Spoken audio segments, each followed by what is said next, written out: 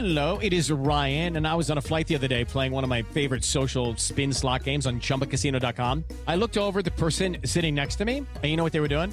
They were also playing Chumba Casino. Coincidence? I think not. Everybody's loving having fun with it. Chumba Casino is home to hundreds of casino-style games that you can play for free anytime, anywhere, even at 30,000 feet. So sign up now at ChumbaCasino.com to claim your free welcome bonus. That's ChumbaCasino.com and live the Chumba life. No purchase necessary. VGW. Void where prohibited by law. See terms and conditions. 18+. CBS Radio Mystery Theater presents...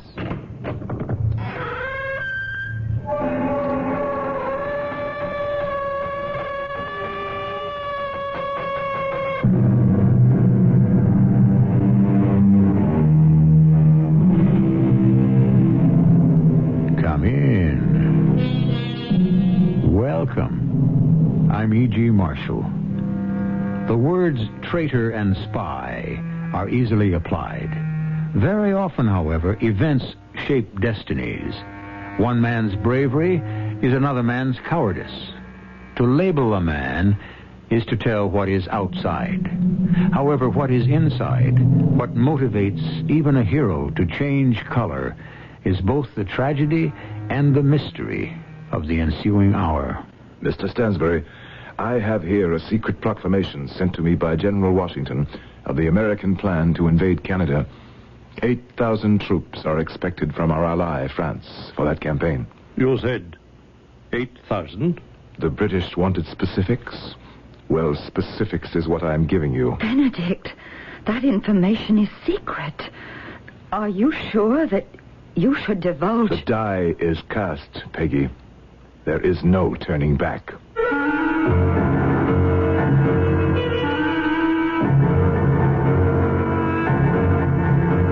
Our mystery drama, The Spy and the Traitor, was written especially for the Mystery Theater by G. Frederick Lewis and stars Gordon Heath. It is sponsored in part by Buick Motor Division and Contact, the 12-hour cold capsule. I'll be back shortly with Act One. The Electra's all washed and loaded, and you're on your way. You figured 300 miles the first day, but with all of Electra's luxury and room, you're out 400 miles before you know it. Not only that, but the EPA mileage estimates are 22 highway, 15 city, and 18 combined. That's with the standard 5.7-liter engine and automatic transmission. Of course, your mileage will vary depending on how and where you drive, your car's condition, and how it's equipped. And EPA estimates are lower in California. But it's nice to know that a car with as much prestige and elegance as Electra can also be efficient. Buick Electra, a car that can actually make you look forward to a long trip. They surely will astound you, the amazing things you see. The cars they're built so wondrous work, how can such things be? A little science, a little magic, a little science. Electra models are equipped with GM-built engines supplied by various divisions. See your dealer for details.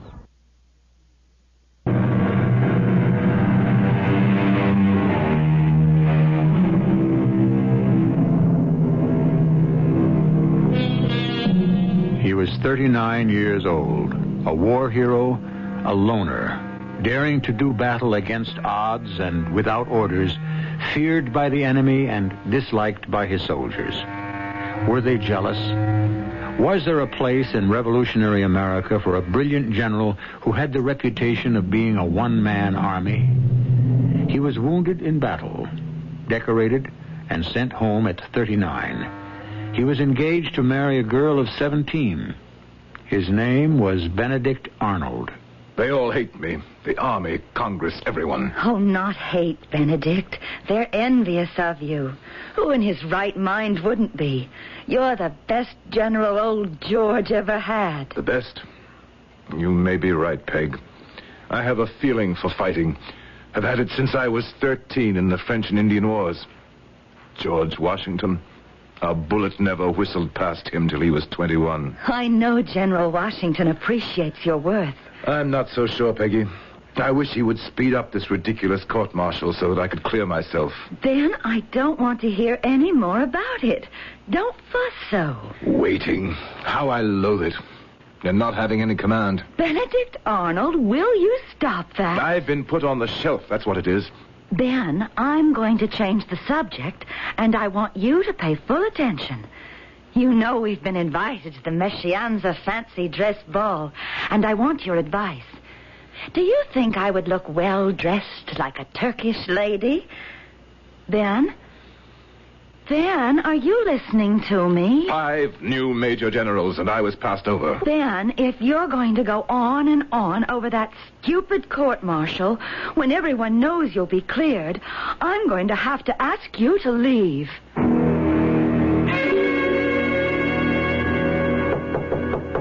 Who is it? Your father. Oh, please come in, Father. I'm so upset. I'm afraid I am also. General Arnold was just here, and we parted under not too friendly terms. Margaret, I have something to say to you. He's so preoccupied with that dreary old court-martial. All he thinks of is clearing himself so he can get a command and go back out there and get shot at. His leg is already terribly hurt. Every time I see him limping, it makes me cry. Margaret, you know that ball you and your sisters are making such a fuss over? I should think so. It's the most important social event in Philadelphia. Fuss indeed. Will you please listen to me? Yes, Father. I have decided that in these times it would be unseemly for the Shippen family to spend their efforts on something as flippant as a fancy dress ball. Father? I myself have tried to remain neutral, but if my family takes part in such foolishness, we shall certainly be accused of making a mockery of the rebel cause. Father, I have to go to that ball. Major John Andre has asked me to. It's important. Think, child. You are engaged to General Arnold, an American general. Not so very long ago, his superior, General Washington, asked 2,000 men to freeze and die at Valley Forge. You cannot be seen dancing with the British here in Philadelphia while widows are weeping over the graves of their soldier husbands. Oh, no. We have no money. No money coming in. As you know, when this city fell to the British, I decided not to help either side, to wait it out. Oh, these are not times to indulge in lavish entertainments. It's this awful war. I wish that darned old George Washington had never gotten it into his head that we should be separated from Great Britain. It makes me so angry. Margaret, please keep that sentiment to yourself. We may be forced to swear allegiance to the American flag. Besides, there's much merit in their point of view. You may think so, Father, but I shall never. I hate this stupid revolution and what it's done to people of culture and breeding.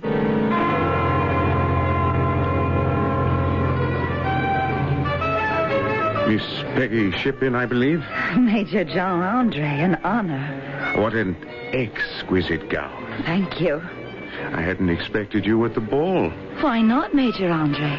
Well, a little bird told me your father doesn't approve of such blatant luxury. The little bird was right. Father does not. But you are here anyway. Let us say when Peggy Shippen wishes her own way, she usually gets it. Usually? Always. Do you suppose your fiancé, General Arnold, will mind if I ask you to dance? The General would mind very much if you did not. A dance or two will make his absence more bearable for me. Isn't it extraordinary? Here we are of the same heritage and background, General Arnold and myself. Yet one is a loyalist, the other a rebel. Major Andre, may I ask you to help me forget the war for one evening? Oh, it shall be a pleasure. Tell me, did you bring your scissors, Major? My scissors? Oh, why, yes, I did. How did you know about that? Your little bird. I understand you are quite accomplished in cutting out silhouettes of the ladies you dance with. I hope you'll do mine. I should be honored. Gracious. Is that a country dance the orchestra is playing? Why, yes, it is. Do I dare dance a country dance? My dear Miss Shippen, it is we who must set the fashion for others to follow. But a country dance is so daring. Imagine moving about to music held in the arms of a man not your husband, in public. Shall we give it a try? Let's. Oh, I can't wait.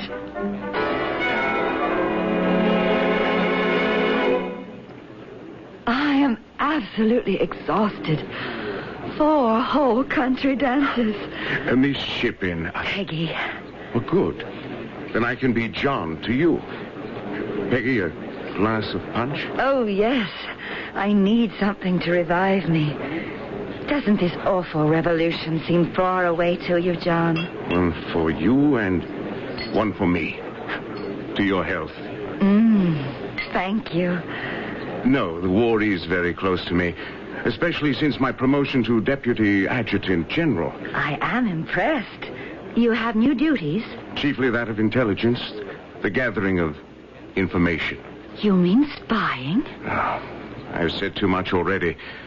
Now, if you'll allow me, sit there like that, in profile, and I'll take out my black paper and do your silhouette. Only in exchange.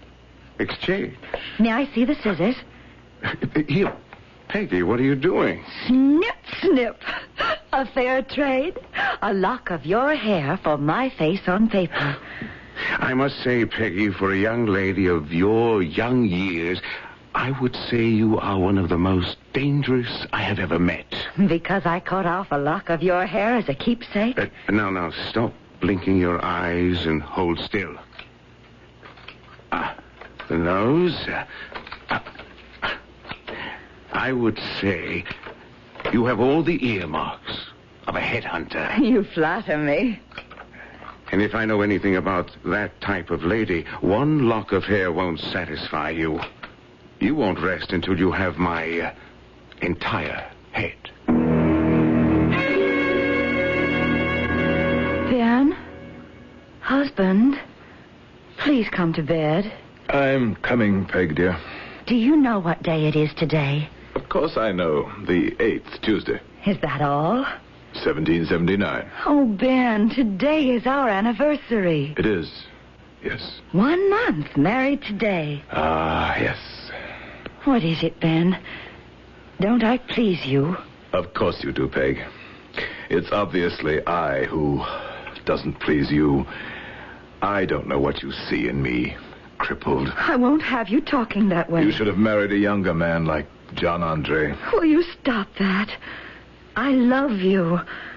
I know what is troubling you, and it's nothing to do with our marriage. It's a wonderful marriage. Perfect. It's old George, isn't it? And the Philadelphia Congress. It's really shocking. You're the country's hero, and you're being treated like I don't know what. I wonder, Peggy, if we can ever be happy in a land filled with upstarts and envy. Why do we have to? Are you saying, why do we have to remain loyal to the American cause? Yes, I am. I think they're treating you shamefully. You never got your full commission. That ridiculous court-martial is put off from month to month, so you can't even face your accusers and clear your name.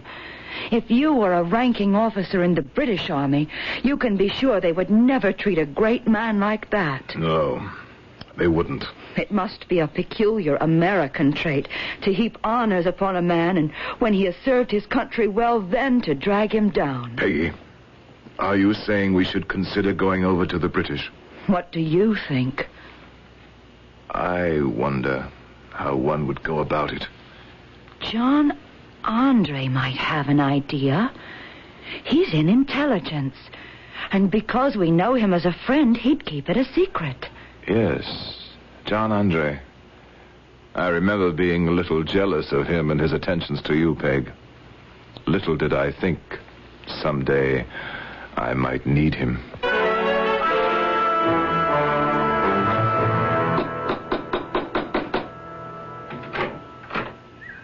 Yes?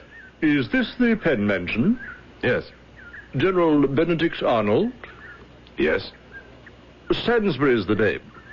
I've been informed you are a gentleman interested in the finer things of life, and I have brought with me from Philadelphia some articles of rare distinction which I believe you will appreciate. May I come in? All right. Do so. Are we alone? My wife is upstairs, and of course the servants are about. Yes, I brought with me some exquisite Staffordshire and creamware. My wife attends to the household effects. Is there any place we can talk, General, without being overheard by the servants? Oh, I see. Perhaps in the garden. In the garden. Splendid. There's beautiful spot you have here, General. Is that West Point directly south? Why, yes, it is. My wife and I have only recently purchased this property. Yes, I'd like to see a bit more of the Penn Mansion grounds, if I may. And if you'll come with me outside to my carriage, I have some extraordinary samples fit for a connoisseur. It's an opportunity I don't think you would like to pass up.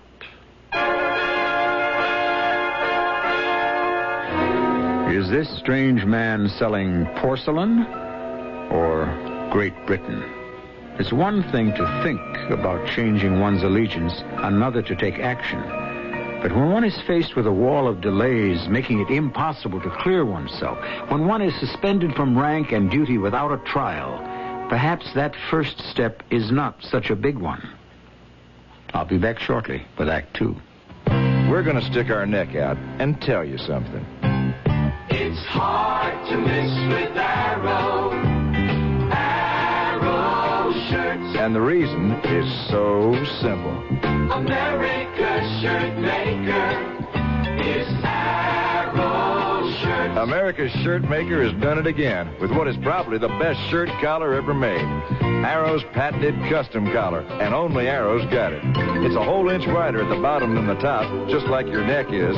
It's adjustable by a full half inch, and it's got a special notch so the neckband doesn't show over your tie. America's shirt maker is Arrow shirts. See why we're sticking our neck out. Stick your neck into an Arrow custom collar. America's shirt maker is Arrow shirts. If we're not already your shirt maker, we ought to be. It is not the act, but what compels the act.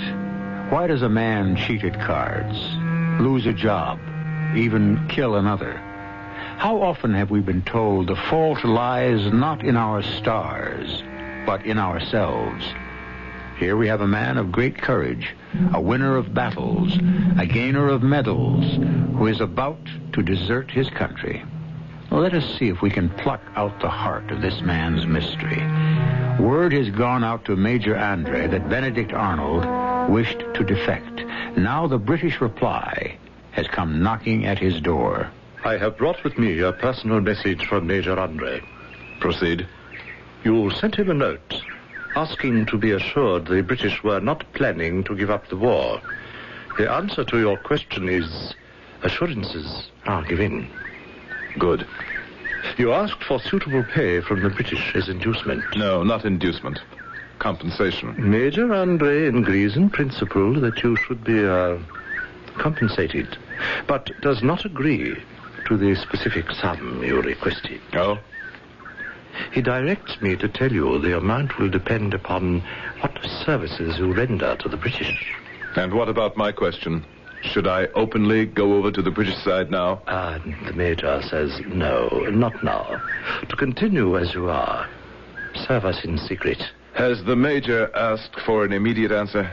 I've brought along a dictionary identical to one at British headquarters. Your reply is to be written each word corresponding with the page and line in this dictionary. I understand. My correspondence is entirely numbers. The Major suggests your wife write an innocent letter addressed to one of her Philadelphia friends. She write? Something innocuous, inquiring as to what's doing in society, the fancy dress balls, whatever. And you are to write your coded, numbered message in invisible ink between the lines. I don't care for it, Stansbury. Involving an innocent lady friend of my wife's. The letter will be intercepted, General.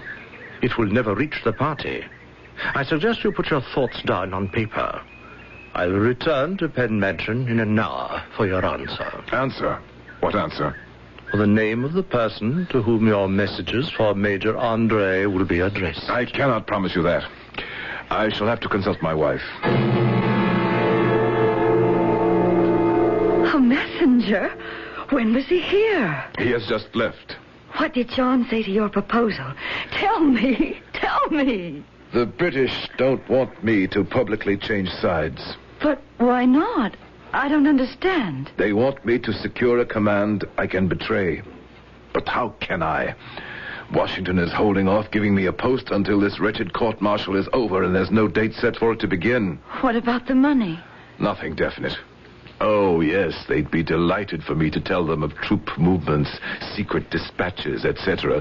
Anything I wish, but Andre refuses to name any specific amount. But you asked for so little, 10,000 pounds. We'll write back to John Andre. Peggy, draft up some letter about hats or gowns or whatever. I'll make notes on my views and perhaps, yes, give them some incidental intelligence just to whet their appetite. This messenger who's coming back, is our letter to be given to him? No, we're to tell him who in Philadelphia we're writing to. I'll write directly to John himself. Why not? You must be out of your mind. Write directly to Andre. Why, you might as well take your carriage and drive to British headquarters or shout our intentions from the housetops. This must be done in secret. All right, then. I'll address the letter to my father. Now you're talking sensibly. I hope something comes of this. How are you going to send your part of the letter, Ben? Using this dictionary as a code book and writing between the lines of your letter in invisible ink. I see the dictionary, but where's the ink? It makes you wonder, doesn't it? How they ever expect to win this war. That fool agent never gave me any ink. Dear Father, I am well and happy, and to be the wife of this great man has filled my heart and my days. Would you be good enough to forward this letter to our dear friend, Major John Andre? I have asked him the next time he goes to New York, would he buy me material for a pale pink dress of Mantua, decorated with broad ribbon of the same color. John Andre will know. Same color. John Andre will know, as we spoke of such material when last we danced at the Meschianza Fancy Dress Ball. Also satin for matching shoes and one pair of ladies' neat spurs. Love to Mama and the girls, your daughter, Margaret. Williams, bring me a candle and that dictionary in the far left-hand corner of the bookcase, and then leave me. I'm not to be disturbed. Good. It's all decoded now. Now let me see. As my life and everything is at stake, I shall expect a certainty as to what amount you will pay me. Herewith some current intelligence. General Washington is going to the Hudson. C has given up. C Congress has given up C-Ton Charleston. Congress has given up Charleston. They are in want of arms, men, ammunition to defend it.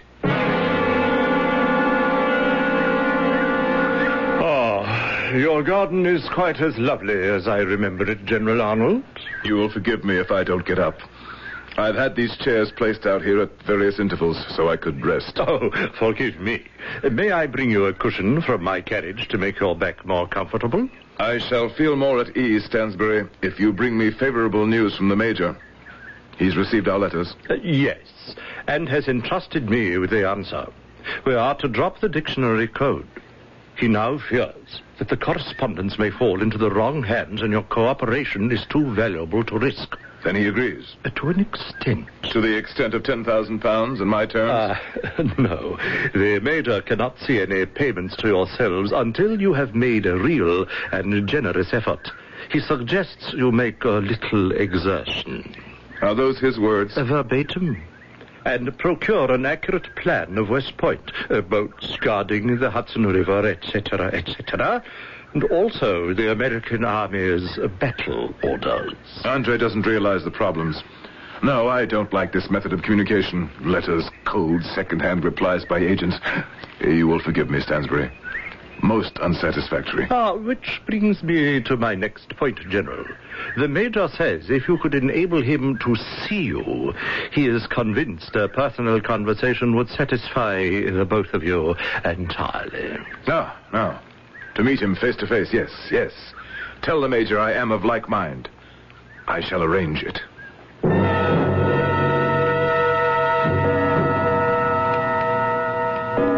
What time is it, Father? It's a little after the noon hour. I'm beside myself with worry. How long does a court-martial take? I don't know, Margaret. Benedict has been dragged into this hearing by enemies, but I know he'll come through it with flying colors. Just you wait and see. Yes, I have no doubt of it. Father, I wish you could be more charitable. No, come along, Margaret. How can you say that? You no longer were able to afford the Penn Mansion. Who put this house at your disposal? Father, I didn't mean that. I told you both it's yours to keep it. I want you to have some place where you can be happy with no worries of mortgages or unpaid bills. We shall have money, you'll see. The Philadelphia Congress owes Ben £5,000 a month for the 9 months he had to keep his establishment as commandant of Philadelphia. That's him. He's back. Ben, we're here in the drawing room by the fire. Another brandy, General? No, thank you, Mr. Shippen. One was enough to help me recover. Do you feel up to telling us now the outcome of the court-martial? Are you well enough? My dearest, I never felt better. At least this trial has taught me who my friends are. Who spoke up for you? No one. Not a soul. I had no friends. But you were acquitted. Do you remember the story of King Solomon, who, when asked to decide which lady was the true mother of a baby, ordered the infant cut in half and half given to each woman? Yes, and the true mother rejected that. She would rather have her child alive, even in another woman's hands. I feel exactly like a mother whose child has been returned to her cut in half. The verdict was half for me and half against. But like King Solomon's child, my reputation is dead. I was exonerated of some charges, but found guilty elsewhere. Nothing specific. Words like improper conduct, imprudent, were thrown at me like dice. But how could they do that, General? Were they not dealing in facts, specific accusations? When you are disliked, Mr. Shippen, anyone can dig into the articles of war and come up with some catch-all to hang you. Oh, my darling, how wicked of them. They wanted my blood, and they found the catch article, all right. One that forbids, without being specific, mind you, anything an officer might do to, quote, the prejudice of good order or military discipline. The hardest blow of all was the sentence. But if they acquitted you... I am to receive a reprimand in writing from General Washington. Now, Mr. Shippen, I am very tired. I did not sleep at all last night. It was good of you to visit and be here when I returned. Now, if you would be so kind as to leave my wife and myself. I had to talk to you alone, Peggy. Any word as to your meeting with Major Andre? Not when I left the house this morning, but I've been gathering some important news for him. Peggy, we must face the truth. America has turned its back on me. Had I ever any doubts about joining the British, they are dispelled now. Yes? Father, I thought you had gone home. Were you... have you been standing outside the door all this while? No, I was waiting for my carriage when a gentleman came to the door and asked to see you, General. I thought perhaps I should announce him. Who is it, Father? His name is Stansbury. Who was that gentleman who just left? My father. General, I wonder. That is, if Mrs. Arnold does not mind, if you and I... Mrs. Arnold and I are in this together. She will remain by my side. Before you say anything, Mr. Stansbury, to show my cooperation, I'll give you some information. Why, excellent. I have here a proclamation sent to me in secret by General Washington. The American plan to invade Canada. 8,000 troops are expected from France for that campaign. Well, that is new. Major Andre wanted my specifics, did he? Benedict. What is it? You are sure? The die is cast, Peggy. There is no turning back. Where was I? Yes. Our invasion. I mean, the American invasion of Canada. 6 French ships of the line, several frigates, and a number of transports carrying the 8,000 are expected at Newport, Rhode Island in 3 weeks. You may tell Major Andre I shall see Washington myself, and I guarantee I shall be offered the command of West Point. Tell him also, when I meet with the Major face to face, he will have from me a complete report on how that garrison can be taken by the British.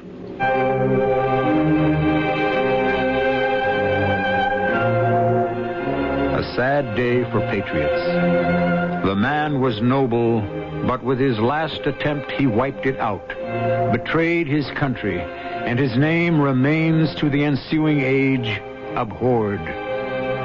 William Shakespeare's prophetic words written 100 years before Benedict Arnold's betrayal. I shall be back shortly with Act 3. The warm, sunny days of spring are the perfect time to paint your house. The National True Test Paint Week is the perfect time to buy True Test house paint from True Value hardware stores. Hi, Pat Summerall to tell you, now until June the 4th, they offer True Test paints at special prices. For example, you can get True Test Woodsman Solid Color Latex Stain for just $6.99 a gallon. Woodsman enhances the texture of rough wood and beautifies smooth wood, indoors or out. And it comes in 22 rustic flat colors. Or choose True Test Weatherall Acrylic Latex House Paint, the paint that's earned the Good Housekeeping seal, for just $9.97 a gallon at True Value hardware stores. It resists weather, stains, and smog, and comes in white and 35 colors. So take advantage of the special values on True Test paints during National True Test Paint Week, now until June the 4th at participating True Value hardware stores and home centers. And remember that True Value is much more than just a name. It's our way of doing business. And tell them Pat Summerall sent you.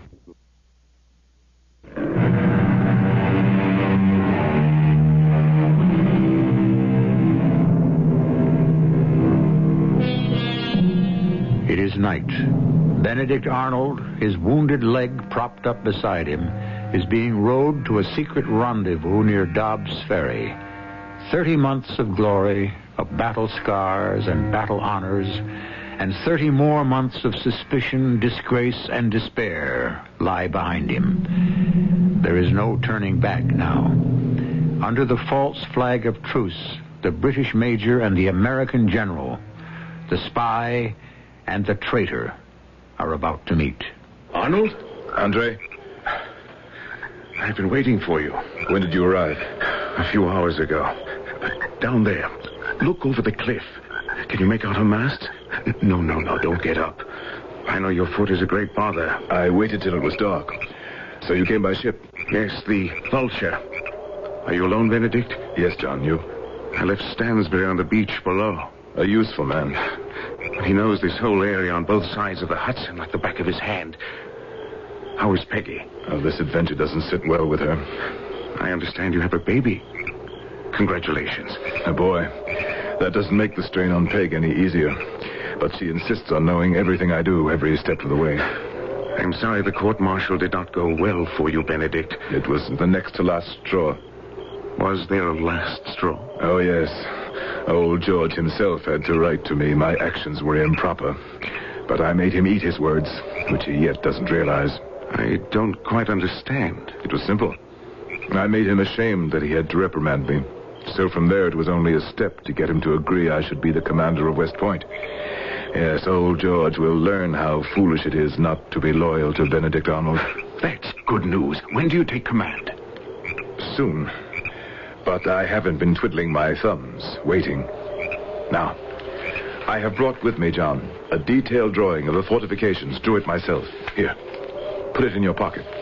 Now, here are my recommendations how best to storm them. Oh, I wish I could take a look at these. We can't light any lanterns here. My guess is, John, if you were to attack West Point before Albany could send reinforcements, the garrison would be yours. Oh, if we had it, our guns trained on the river and inland, why, all New England could be cut off from the rest of the colonies. Men, supplies, everything. And what's that worth to you and your generals? You said £10,000 when last we talked. The price has gone up to 20. Yes, but not for a pile of stones and burnt-out cannon. Add 3,000 prisoners and all the stores. Then we would be agreeable. Is that an owl or a signal? It may be Stansbury signaling. Let's hope it's not trouble.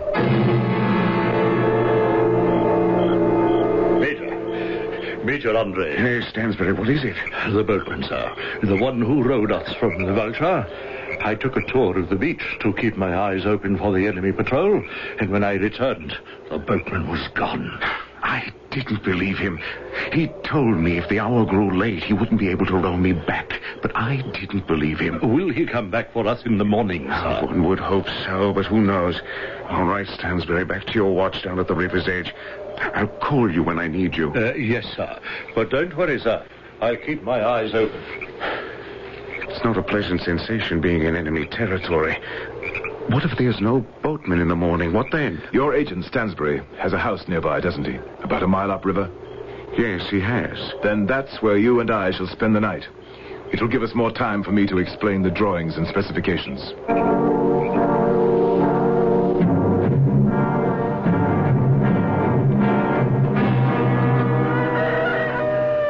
John, wake up. I'll have Stansbury make us some coffee. Stansbury? Stansbury? Oh, I could have sworn I didn't sleep a wink. He's not here. And his cot hasn't been slept in. If I know him, he's waiting on the shore for that boatman.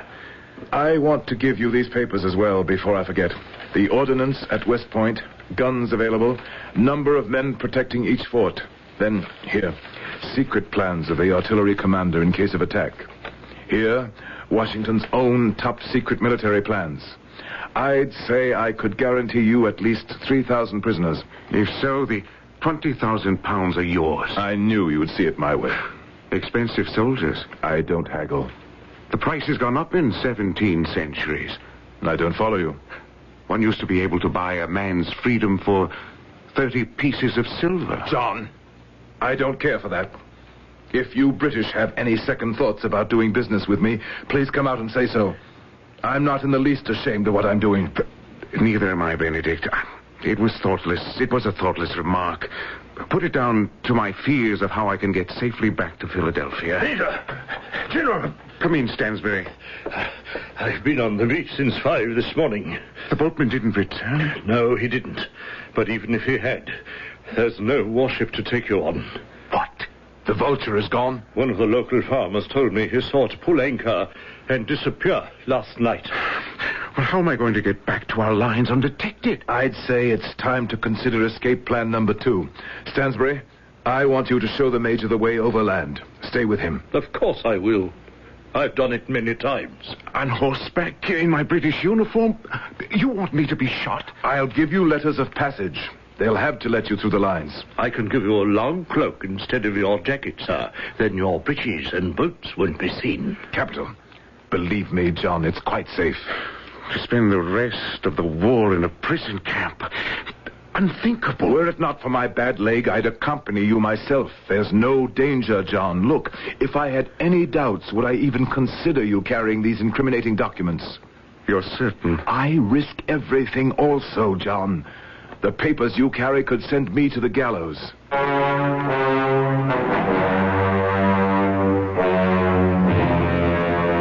Oh, my darling, I am so happy that you've returned safely. I worried so. Did everything go as you planned? Not quite, Peggy. But I feel sure Major Andre will get back safely. All morning I've been walking about this house and thinking, soon, soon, soon. Soon I shall be with my own people. The kind of people I deserve to associate with. Not the American riffraff. In a few days, West Point will be delivered. In just a few days. Perhaps a bit longer than that, but it will be.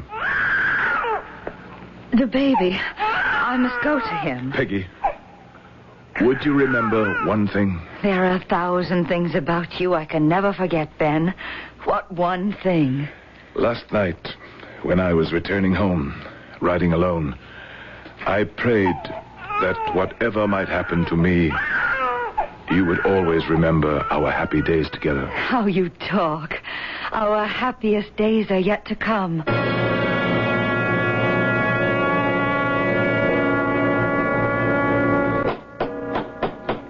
Yes, coming.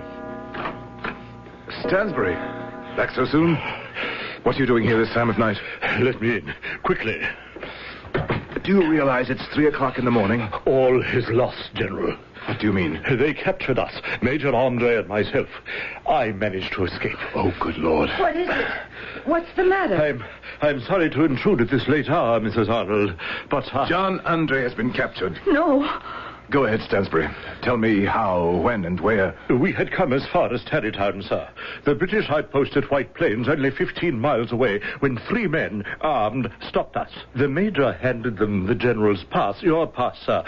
I don't think the man could read it. Then he shouted, "You said you were a British officer. Where is your money?" "I have none," said Major Andre. They didn't believe him. "You are a British officer and no money. Search him." They did. They stripped him. Oh, how dreadful. The moment I saw them ahead on the road, barring the way, I said to the Major, "Let's climb up to the right. We'll be hidden in the forest." He would have none of it, but rode straight into their arms. I hid myself and observed the entire capture. Then they found the papers. General, your plans for the taking of West Point. All is over. All is lost. The other 2 stood around while the biggest tried to make out what the papers meant. And then, at last, he said, "This man is a spy." Oh, no. Please, Peggy, don't go on so. Ben, they'll find out. They will accuse you, crucify you. You will be called a traitor. You must save yourself. You must go. Now, tonight. Not lose an instant.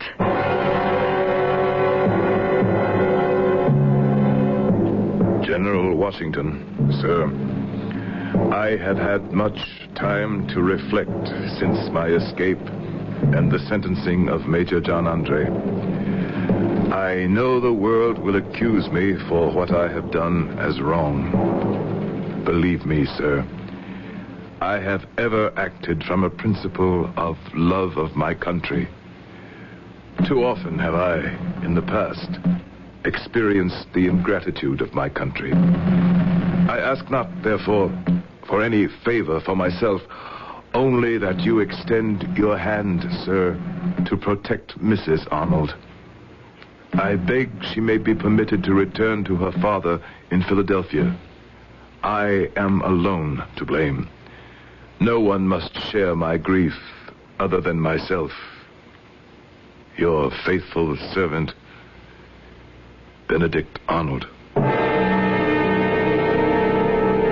What news, jailer? General Washington has approved the sentence that you're to be executed as a spy, Major Andre. I foresaw my fate. Is there anything else, Major? I am the victim of misfortune, not guilt. When is the hour? Tomorrow at 5 o'clock in the afternoon. I do have one last request. May I be executed as a professional soldier? Sir? To die like a gentleman and a soldier. Shot, not hanged as a peasant and a spy. I am, after all, still the Adjutant General of the British Army.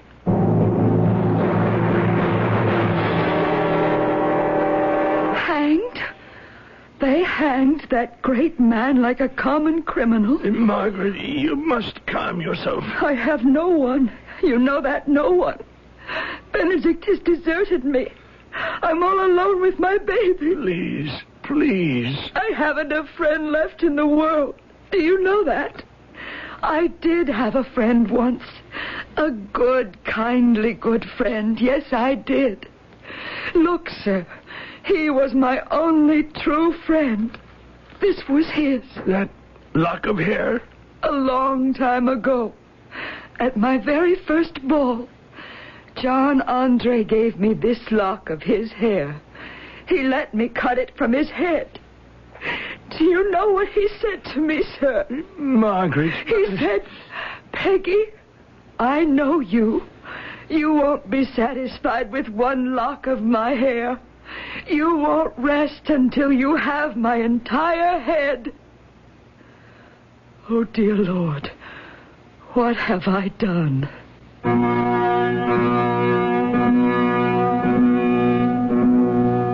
Peggy Shippen Arnold, once an innocent and lovely belle of the ball. Did anyone grieve for her? John Andre, once a man of charm and talent, who mourned for him? The British Army did, and a memorial to him stands to this day in Westminster Abbey. Benedict Arnold, for him, no one shed a tear.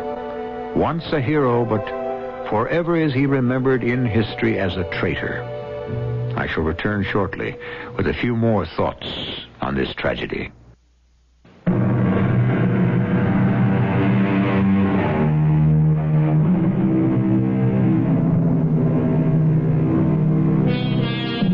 As we look back today at the sad tale of spy and traitor, let us remember there were also very many patriots. One of them, in uniform with Washington, said, "These are the times that try men's souls. The summer soldier and the sunshine patriot will, in this crisis, shrink from the service of his country.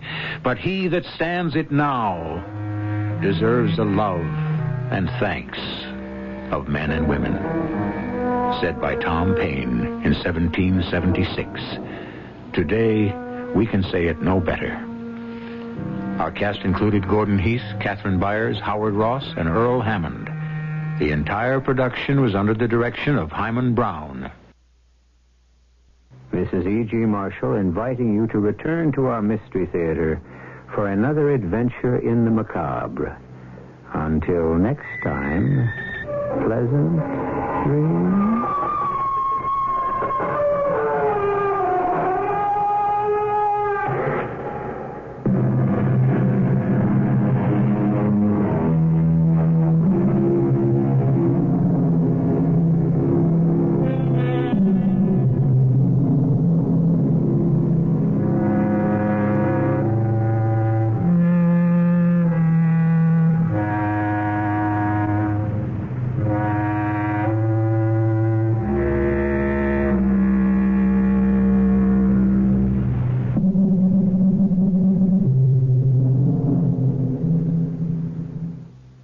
Step into the world of power, loyalty, and luck. I'm gonna make him an offer he can't refuse. With family, cannolis, and spins mean everything. Now, you wanna get mixed up in the family business. Introducing The Godfather at ChumbaCasino.com.